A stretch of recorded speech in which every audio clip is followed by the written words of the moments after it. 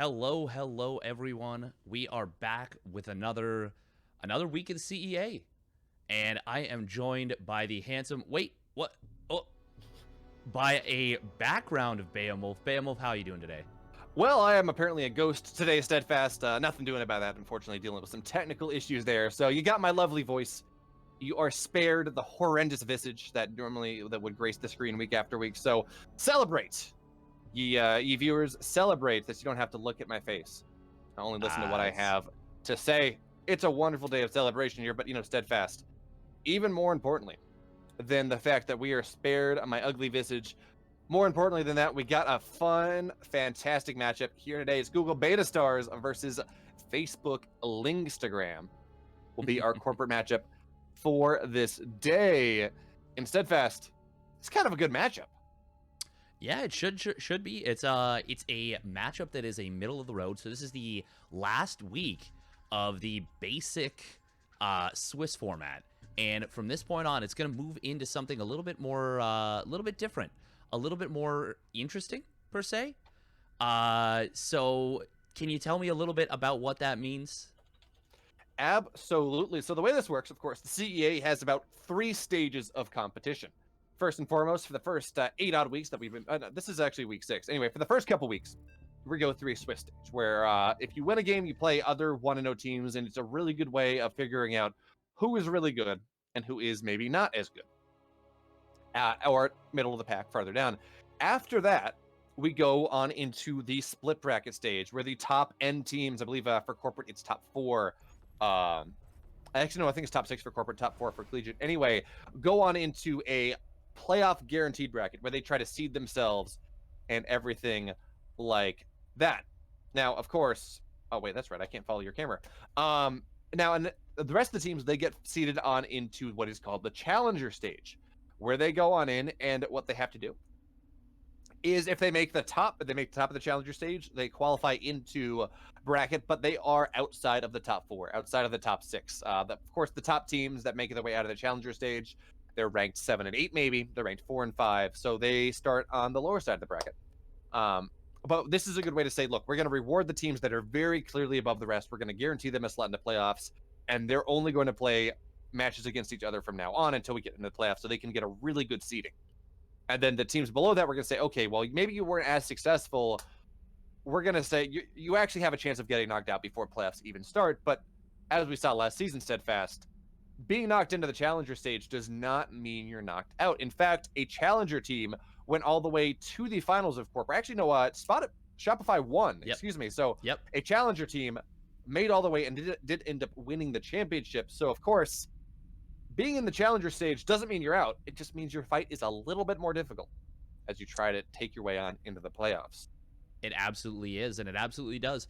And well, it's one of those things where things are still a little bit fuzzy right now. There's a lot of teams at that 2-2 record, but this match that we're involved in could have some pretty big ramifications for who makes it forward and who gets maybe relegated to a lower spot. So, well, I mean, without further ado, should we just get into the match? I think that sounds like a good idea. Perfect. First map is going to be Submarine. And, well, we've got ourselves 2 Zerg players here. And let's get right on into it. Spawning up in the top left position, representing the Google BetaStars, it is Ambrosia. Did I get that backwards? You did get that backwards. I did. Instagram. Cast a curse.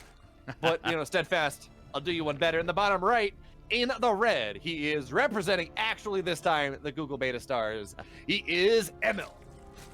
Now, of course, Steadfast, I don't think luckily, even though it is Emil in this game, we're not going to see any lag. We're not going to sit here and wait for someone to reconnect, because this is not the Emil of reconnecting fame. He's not the French, German caster. Is Emil a French caster or a German caster? I forget. I think he's German because Emil is a German name. No one used to work for Take TV, I think. I think he did, yes. So, yeah. Anyways, that's what we got here. We're not going to see any of those shenanigans, I don't believe. In fact, we're just going to get a fantastic ZVZ set on up here in Steadfast. It's a knife fight in the dark, in a phone booth, blindfolded 2 players. It's going to be explosive. Well, most likely it is. It is submarine as well, so that phone booth, I should say, just got a little bit smaller. You know, it's bigger on the outside, it's smaller on the inside, all that jazz. Is that like the opposite of Doctor Who, right? Yeah. It's bigger on the outside. inside. Or sorry, it's smaller on the outside was the joke. Yeah. So they actually, because they always say it's bigger on the inside. And there's actually a very funny joke, an episode where someone who, because normally whenever someone goes into the booth, into the TARDIS, they're always like, oh, you know, it's bigger on the inside, because they always see the outside first. But there's one person who ends up getting like spawned into the TARDIS, like dragged into it, and then they see the inside before the outside, and when they finally see the outside, they're like, oh wow, it's smaller on the outside. And it was a very cute reversal of that. And well, look at this, we've got Emil, by the way, going for 6 lings right out of the gate. And well, oftentimes this can be a fun build to try and cancel an opponent's third, but Emil is actually hiding these lings for now. What do you make of that? So getting 6 lings is not the weirdest thing, especially at say kind of diamond-ish levels where we are right now, where there is kind of this meta that this is something I used to do when I was in diamond. Still do on occasion depending on what I know about the player, but you get 6 lings, so 2 lings are scouting lings. They can say, is my opponent doing something really jank? And then you still have the 4 lings you need to wall the ramp to make sure that nothing gets on into the main base. So yeah, you don't have as many drones as you might normally like, but on the flip side, maybe you can deny scouting a little bit better, but still get some scouts of your own. Now, I guess this is ML just putting a caveat to this is a North American game, and North America is known for just being cheesy as all hell. So maybe that's what we got here. And you know, speaking of that, Bailing Nest is now done here for Ambrosia. Now 3 Overlords are on the way as well. That kind of makes me think that he's going to go for some bit of aggression here, especially considering there's no lair on the way. It is only off of 1 gas. But no, there is the 3rd base on the way here. So we're going to see a little bit of a disparity in styles here. We got at least +1 Roach with a lair will be the tech path of choice here for Emil. We are only on only 2 gases at the moment. So this very much will be a committed Roach push coming from Emil unless he adds a couple more gases rather soon. But there we go, Steadfast. 10 more Zerglings on the way. But I think this is just more of the defensive set you get around 26, 27 workers. Because in North America, especially at the diamondish level, that 27 drone link flood happens more often than it doesn't. Yeah, I would say it's a strong proclivity for that, and it's looking like that is the case. Going to be these Ling Bane coming in.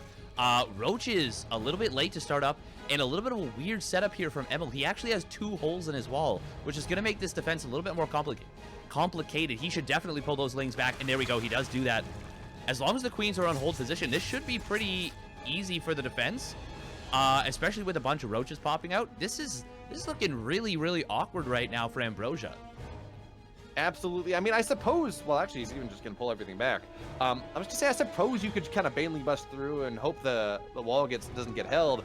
But, I mean, with more and more Roaches on the way, with +1 about halfway down. Now, it would maybe be a play. You bust through and you kill off +1, but I'm not exactly sure that's worth it. And with how many Roaches we have here, okay, that's a bit unfortunate. There's a double gap on the wall.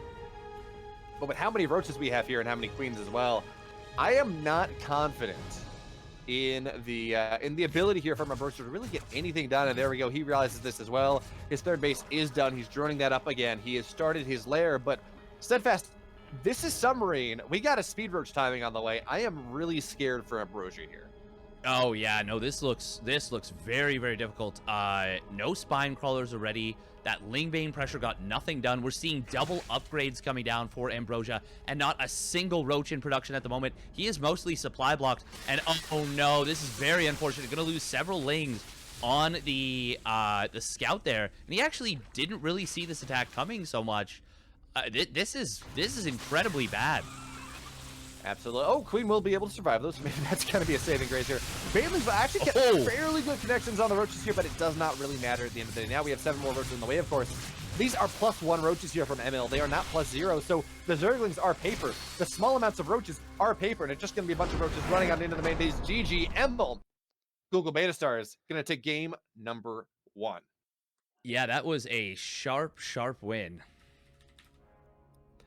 That it was very good timing there from the BetaStars. He held off the initial Ling Bane aggression, and it's kind of funny. We talk about North America, and we talk about, oh yeah, you get Ling floods. Well, going for a 2-base build where you just kind of build a wall, kind of invalidates that style. Yeah. So, if you want to go do something like that, I mean, that's a really good option. And this is probably the time where we should start and talk a little bit about how how important preparation is for the CEA. Because one thing, it's something we see actually fairly often. We saw Pancakes take down Zane last week in the corporate set. Pancakes, fantastic player. He's Masters 1, but his opponent was top 100 GM, older brother of Razorblader. So, I mean, that is not a game that you would expect Pancakes to win, but through the power of preparation, he absolutely was able to make something work on out. And we see that more often than we don't, actually. Well, not maybe more often than we don't, but we see a lot of these massive MMR disparities not happening, or not really coming into play because of the significant preparation that one player has done. So in a game like this where you say, it's ZVZ, I know my opponent does a 27 link flood every game. Well, I'm not going to take a third. I'm going to do a full wall, and I'm going to hit him with a +1 roach timing. Easy. Yeah, no, exactly. Especially if they know specifically what you're talking about. That's a really, really beneficial thing to see. And, well, we are going to be getting into another one of those cheeky maps. One of the maps from the TLMC 14, which we actually saw last week. Hard Rain. And, well, without further ado, let's get right on into the game. And we have spawning up in the top left, representing the Facebook Lingstagram, looking to even the series out at 1 apiece for his team. It's Singularity. And his opponent in the bottom right, in the blue for the Google BetaStars, up 1-0 here. The Protoss player, he is Nick. All right, and he is going for a cannon rush right here. Funny that we're seeing this on Heavy Rain once again, and this is probably one of the reasons that this didn't become a map. We saw this last week. We're seeing it again here this week. There's going to be a cannon rush, and there is... I don't think it's a cannon rush. I think it's just a friendly neighborhood probe. He's paying his respects to his opponent on the other side. But actually, Singularity, he's going to pull a lot of probes to deal with this. 4 or 5 are going to get pulled immediately. But the probes have actually been pulled to try to kill the probe, and then that's not going to happen. So we only have 1 probe trying to kill off this pylon. And that's a big problem because it takes 4 to 5 probes. It's going to take 5 probes now, how long it's happened. So now this probe is in here. We're going to have a second probe start building cannons on the low ground. That's kind of interesting. Especially considering that, well, I mean, that cannon is on the high ground here, but there we go. Cannons on the low ground. I expect to see some cannons on the high ground now as well. And there we go. Now the probes have been pulled, but we have 2 cannons that are just about done. So maybe this cannon on the high ground is not going to complete, but that's just that is just a temporary problem here for Nick, because look, he's got vision on the high ground. He's got a cannon all the way here, which means, yeah, these probes are not going to be able to get what they want to get done here. And there we go. Now the damage is getting started. Yes, the Zealot will get Chronon out, but Steadfast, how well do Zealots do against cannons? Well, they do pretty well when the cannons aren't finished. When the cannons are finished, they are not fun to deal with. And, well, that cannon does hit from the low ground, and Singularity, he's just going to throw in the towel. Nick puts his team up 2-0. What an insanely fast series so far. What is happening?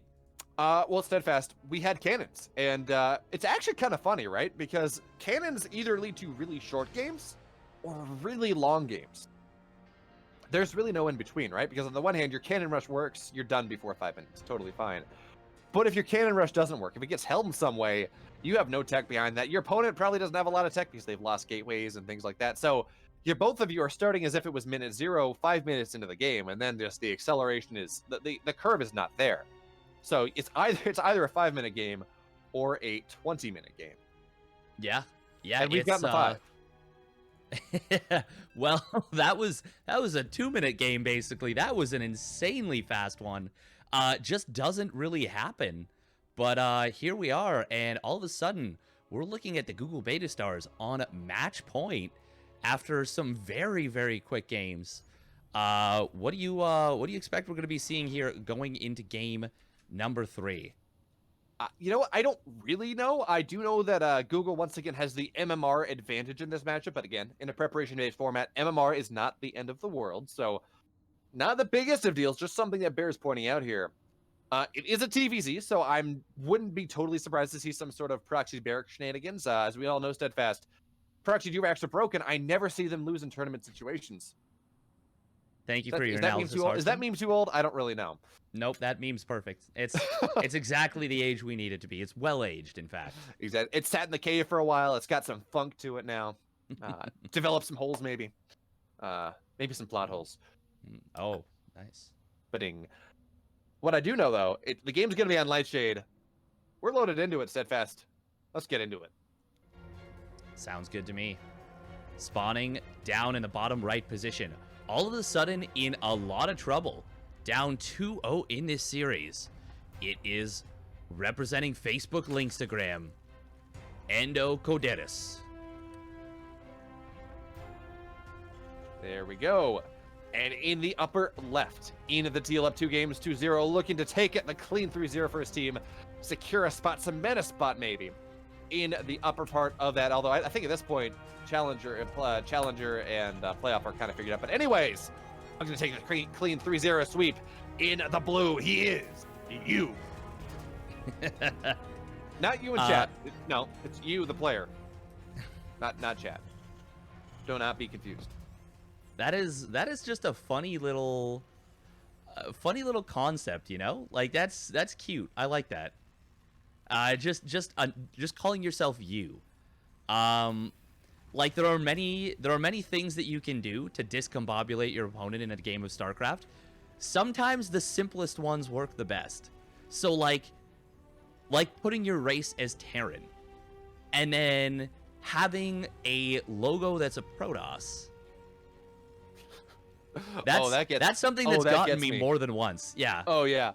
I love that one. Or someone's name is random and they're not random. You're like, wait. Oh, that is a mean one. I don't know what's happening here.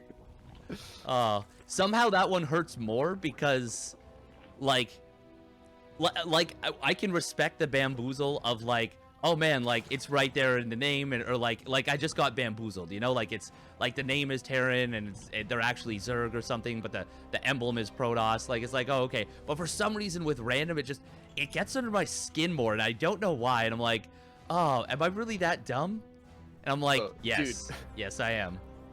First of all, is this a TVP that we're watching here? I mean, we got a Reaper bunker coming on into the natural of and Coderes, and I don't think I've ever seen that in this matchup.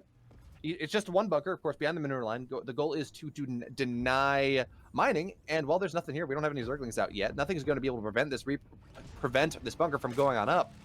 And, well, this is going to cause some problems here for and Coderes. I mean, now maybe a Queen can deal with things. The Queen, of course, can target the SCV down, but this is going to be a problem, especially if Reaper Micro is as good as he would hope it to be. Yeah, no, the problem right now for Endo Coderis is not just that bunker's up and that it's kind of undisturbed at this moment, but he's really overreacting to this. 10 Zerglings and a Spine Crawler. Oh, he actually had an opportunity to maybe prevent that Reaper from getting out, but yeah, he's not going to need that Spine. Oh, that Reaper just barely escaping, and no salvage, unfortunately, on the bunker, so not the end of the world, but the Spine Crawler finishes, and that's a lot of indirect damage right here. Absolutely. 18 Zerglings. Oh, sorry, did I miss something? Unfortunately, the Reaper actually just got taken out right there. Ooh. You not paying attention. That is rather unfortunate. But anyway, I am rather surprised. I shouldn't say I'm rather surprised, but yeah, 18 Zerglings have been committed to here, which is a problem. And Coderes, I think he's kind of realized just how much damage he took at this point. So speed is just about done. These Hellions actually have to be very careful. There's a decent amount of Zerglings there. It's only 2 Hellions. Oh, but there's no Ling speed. No, it's done in 8 seconds. Yeah, but look, he's going to lose almost everything before it's done. You are correct. No. Oh, there it is. Okay. I was going to say, well, the Hellions weren't getting micros. I'm like, Hellions have to be careful. And of course, yeah, with micro. But we have a Roach run on the way, Steadfast. And with only 1 gas here, I think we're probably going to see like 3 Ravagers going to try to move across the map. More and more Zerglings are on the way. I'm not exactly sure what And Coderes is looking to do here. If this was going to be a big Roach committal, which is kind of what you would expect, maybe, I would have liked to see him drone up a little bit more. But because he committed so hard to those Zerglings and those spines and everything earlier on, that was not all that useful. The third base will not go up, by the way. Ooh, nice block as well. If he hadn't actually moved in for the block, that might have gotten up. Nice shot from these Hellions. Damn, this is so much damage already. And so far, it's only paint damage on one of the Hellions. Absolutely, yeah, man. And Kodari has gotten so close. And Kodari has gotten so close to getting this round so many times, but never really committing to it. So it's one of those things where you want to either commit to killing the Hellions and kill them, and damn the torpedoes full speed ahead, or you don't. And always you want to stay on creep here. Now that is actually one of the problems here with how he's had to react. There is 0 creep spread on the map right now, so it's going to be so difficult. Oh, the Hellions are just going to get it anyways. But now the roaches have been shown as well, and that is a problem. Now, well, first of all, okay, so he's got 1 Banshee out. He's got a 2nd Banshee, actually.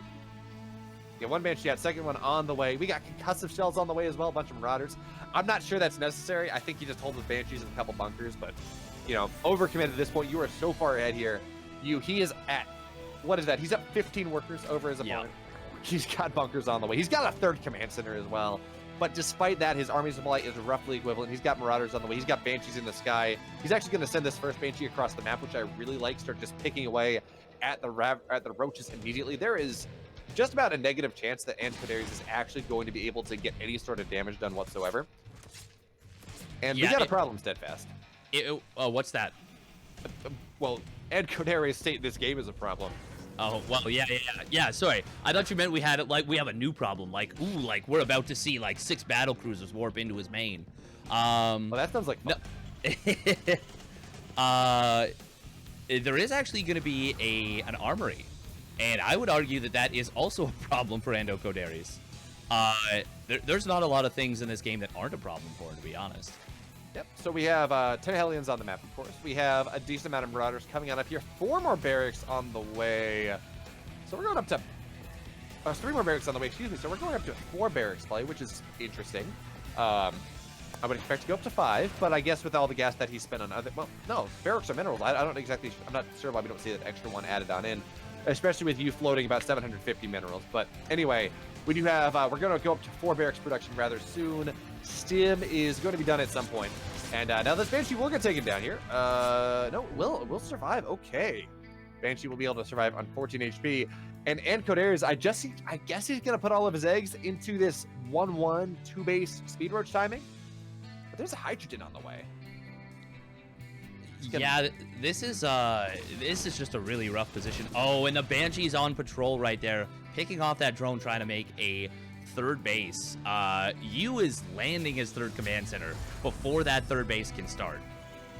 Now, Steadfast, I believe it's you are landing his 3rd command center. We got to make sure our grammar is appropriate here. Yu is landing.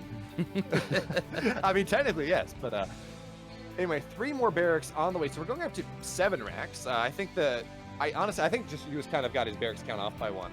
But we're going up to what is notionally 8 racks pressure coming from our teal Terran player, but it's only going to be 7 racks for the moment. 1-1 is going to be done at just around the same time as 1-1 for the roaches, but it's 3 base production versus 2, and it's going to be Roach Hydra off of 2 bases. That's just never a good deal. Actually, yeah, Kodari's only on 38 workers as well, so even on this 2-base economy, he doesn't really have a 2-base economy. He's only on 38 workers. Of course, you max out on 44, so really, really not a good situation. It just keeps getting worse as the game keeps going on. Yeah, and, well, there's a lot of Marauders in this army, too, which is going to be a problem for so many roaches. +1 infantry weapon is going to finish up before the 1-1 upgrades of the Zerg. +1 armor a little bit behind, so it's going to be +1 versus 0-0, and then +1 versus 1-1, and then 1-1 versus 1-1. But I do not know how Kodari's is going to be able to hold on. Well, actually, this is kind of the best situation for him. And not really, if you think about it, right? Because, yes, he will have upgrades a little bit faster, but this is an equal army supply with a bunch of Marauders against a bunch of Roaches. Upgrades are roughly equal. Now they're not exactly, but yes, the Hellbats have gone down, but there's just nothing left here for Kodari's. His army supply is falling that much faster than the Zerg. Although, that being said, a lot of Zerglings are now out, and it is just Marauders. So, Hydra Link against Marauders is actually rather good. But Steadfast, we're going Biomech here. We have building upgrades on the way. We have Blue Flame on the way as well. I'm kind of confused as to exactly what Yu's tech path is. So I would like to just see 2-2. Yeah, it's a little bit interesting. That building armor upgrade, very, very useful. But I mean, you definitely want to see the engineering bays used for attack upgrades and armor upgrades for sure. You're gonna get a lot more value out of them that way. No, Steadfast, I haven't figured out. I know what's happening here. We're gonna see aggressive. We're gonna see an aggressive PF push, and the building arbor is gonna make sure they don't die. We're just gonna see a planetary like somewhere between the natural and the third, where there's no creep yet. It's gonna land there. It's gonna morph, and it's going to be absolutely terrifying. Well, I mean, he's held the pocket third from his opponent from taking it, so who knows? You know, a lot of Lings are gonna run into a meat grinder of bio right there, and Yu is just all over this game.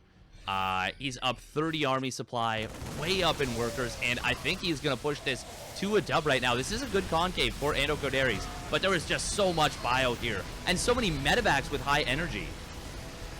Yeah, I'm not sure it matters. There are just too many Marauders there. And by the way, he did notice that was just a mistake. We do have 2-2 on the way as of this point. So he's got his upgrades in place. He's actually going for a fusion core. I guess this is for Liberators later on. It doesn't really matter, of course, because now Anacodaris once again drop back to 2 bases. Yes, he has 2-2 on the way, but his Terran opponent's actually a little bit faster to 2-2 eventually.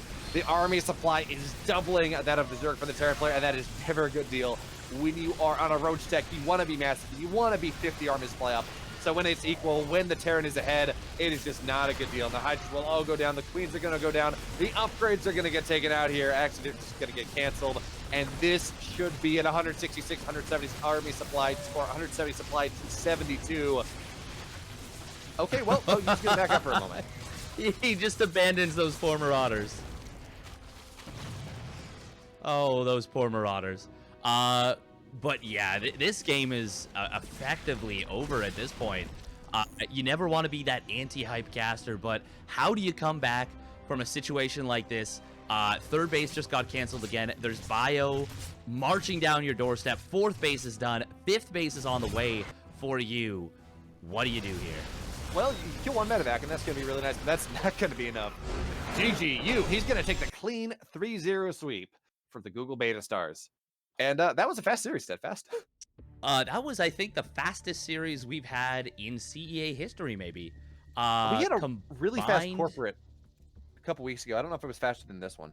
This was sub 20 minutes. This was speedrun. Yeah. Like, this was actually sub 20 minutes in terms of total aggregate time, like, by, like, a couple seconds, too. Like, it literally was, like, you know, they got the world record, like, by, like, skin of their teeth type of thing. Absolutely. This was the Google BetaStar saying, yeah, no, we don't belong to sit at the bottom of the pack here. We are absolutely, yeah, maybe we're not going to make it into the upper side of the split bracket, of the split groups, but we absolutely deserve to make playoffs. We absolutely are going to show our class against the teams that are below us. Maybe we're not going to beat the teams that are better than us, but we're certainly going to beat the teams that are worse than us. And that's kind of a good place to be, especially as you're trying to build a team. Maybe you're a B team. The volatility is nice because maybe it means you make some upsets, but it also means that potentially you're going to lose to people you shouldn't. So we don't see that here. We just see Google BetaStars. They are very confident and very steady in where exactly they sit on the CEA ranking. Yeah, and well, that's I'm just shocked at how quick that series was, but it was very, very decisive. And like you said, Google BetaStars is, of course, the B team for Google. So this is a pretty solid result for them. They'll go 3-2 on the week. I'm going to take a quick gander at the standings overall. Of course, not everything is decided, but that does put them into... Actually, they could potentially still make top 4 with this. Oh, could they? At 3-2?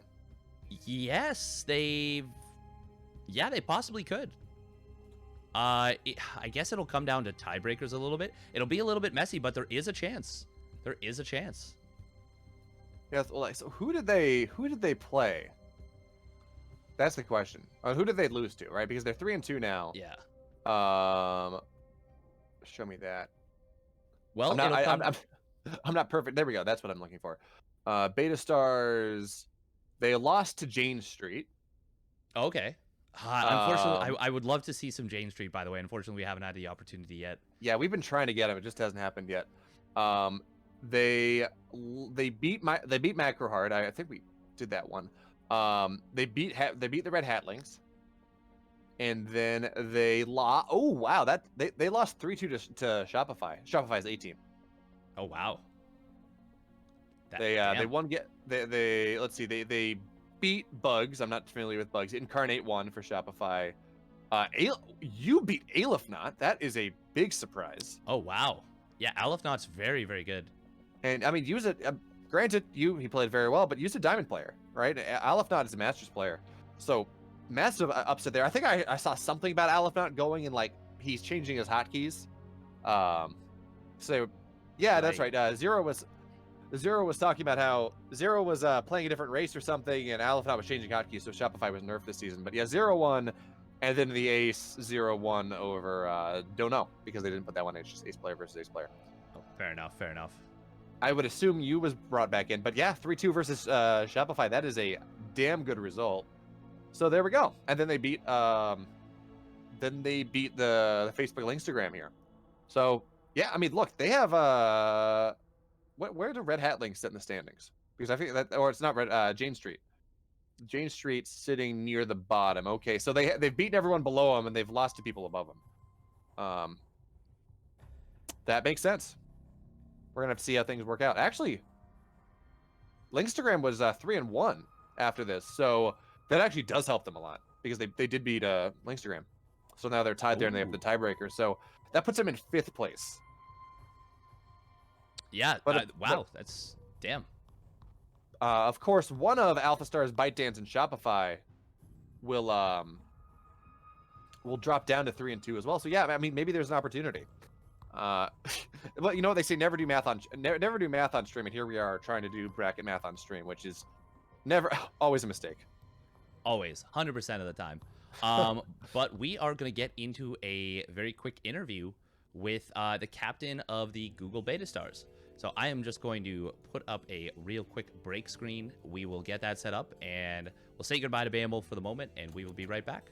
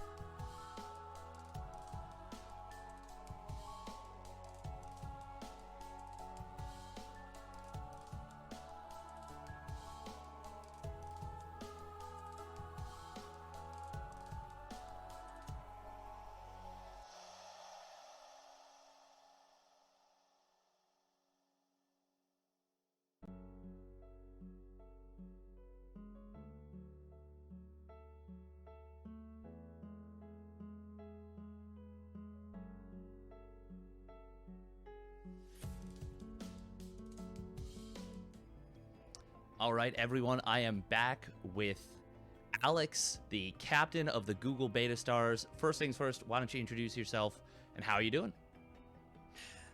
Hi, thanks for having me. I'm Alex, the captain of the Google BetaStars team, and I'm doing pretty good. And we won, which is kind of it's made the day even better. Awesome. Yeah, it was. I think that's the quickest series we've had, at least since myself and Beowulf joined on. At under 20 minutes total gameplay, very efficient. Did you guys have somewhere to be, or you were just like, oh, we got to get it all done, or just the sheer preparation that went into it? Yeah, I don't know. I guess I should say I'm terribly sorry for the short games. So we have, I mentioned this last time as well, we have quite a few GC Protoss, and I think that was our shortest game. And I think in general, for the preparation often turns into preparing aggression of various kinds.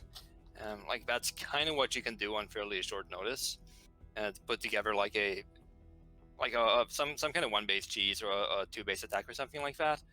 While it doesn't really make sense to prepare for like a super long macro game, like you can't really practice that or radically improve that in the span of 1 week.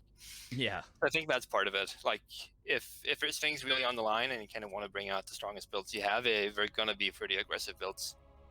Yeah, no, and that's like that makes sense too. Like at the beginning of an expansion, for example, or when a game first comes out, it's a lot easier to learn to attack than it is to learn to defend.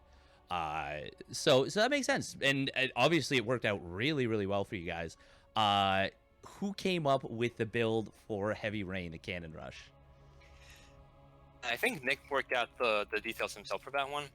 We'd done a bit of scouting a few weeks ago when we all sat in the map pool, but that time we also did a Cannon Rush, but in a different spot. So I think he figured out the exact positions for this one. Like that map actually has a kind of weird structure, like the way the ramp sits with respect to the third and the natural. Yes. So there's a lot of kind of nice positions for pylons, cannons, and batteries. So I guess since we have players who like that style, we should hope that we get this map again and we get to show off more creative building positioning. Absolutely, yeah. No, I think it's one of the most Cannon Rush friendly maps we've seen in a long time. Which is kind of funny to see and kind of neat, but well, that's good. Things obviously went very well for you. This is the end of the Swiss format now. We'll move into, or at least I guess pure Swiss is how that's being referred to. And you guys finished 3-2. That's got to feel pretty good as technically speaking the B team of Google. Is this, like, in terms of your expectations, how do you feel about how the season's gone so far? I think we're pretty happy. So 3-2 is probably roughly what we could expect. I'm actually a bit sad because we were super close to being able to snipe Shopify last week. So we actually had a 4-1, like this close to getting it. But apart from kind of feeling that we just missed out on a slightly better placing, I think 3-2 is pretty good at this point. Yeah, if you guys had beat... Oh, sorry, go on. I was gonna say, like, our losses have been close, which is kind of a good thing as well. And we've been able to do fairly well against some pretty strong teams. So hopefully we can continue to pull things like that out in the playoffs. Yeah, absolutely. Pushing Shopify to the ace match anytime is an incredibly strong showing. Of course, Zero is not the only player on that team. They have a very, very strong team overall. So getting that at all is already just a hugely beneficial thing. And it's going to be cool to see how you guys do in the next round of the playoffs. So far, are there any teams that you would love to meet in the next round, that you would love to kind of go up against and be like, we want to prove ourselves against these guys, or someone maybe you've developed a little bit of a rivalry with? I don't know. It might actually be the Jane Street Janelings. Really? So we played them early on, and they have the captain of their team is used to work for Google and play in the Google A team. So there's a little bit of history there, and we actually he's very strong, but we were able to snipe him both in the normal game and in the ace game in our match. But then like we should have won at least one of the other 3 games. We really should have in that match, and we were not able to get a win, even though we had less of an MMR disadvantage in the other games. So I guess that's the one that comes to mind. That would be kind of nice to get to snipe him again and actually pull out the overall win this time.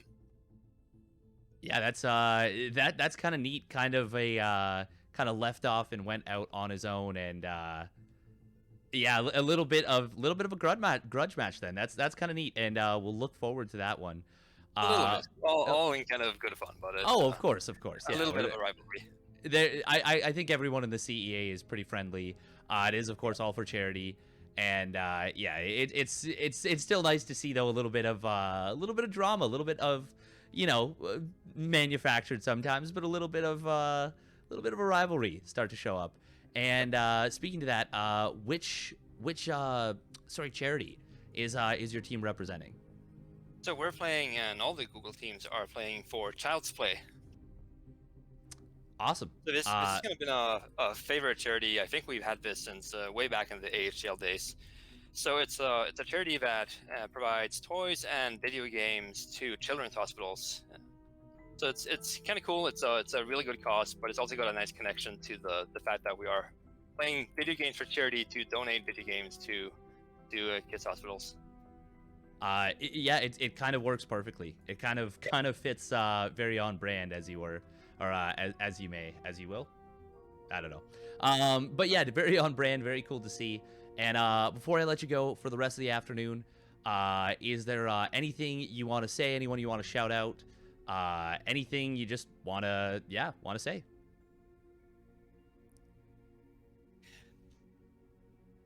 I think just like kind of like last time. Well, I struggled to come up with anything specific, but it's been kind of a good team effort, and we've had a large amount of help also from other Google players on other teams, both for coming up with good builds and actually playing practice games and having people observe and provide advice and commentary and fine-tuning things. So it's kind of a shout out to the Google StarCraft community. Absolutely. Fair enough. Yeah, it sounds like you guys have a really, really cool setup there. And awesome. Thank you so much for joining me. And thanks for having me. Oh, yeah, it's my pleasure. And congratulations. We'll look forward to seeing you throughout the remainder of the season, and have a wonderful afternoon. Cool. Thank you. You too. Thank you. All right, and once again, that was Alex from the Google BetaStars, captain of the team there. And, well, I think we are just going to put up a break screen. We still got a fair bit of time until the next match, but yeah, stick around. We will be back with the collegiate side of things. It is going to be 2 teams we have not seen before. It is going to be the University at Buffalo. Where's the money?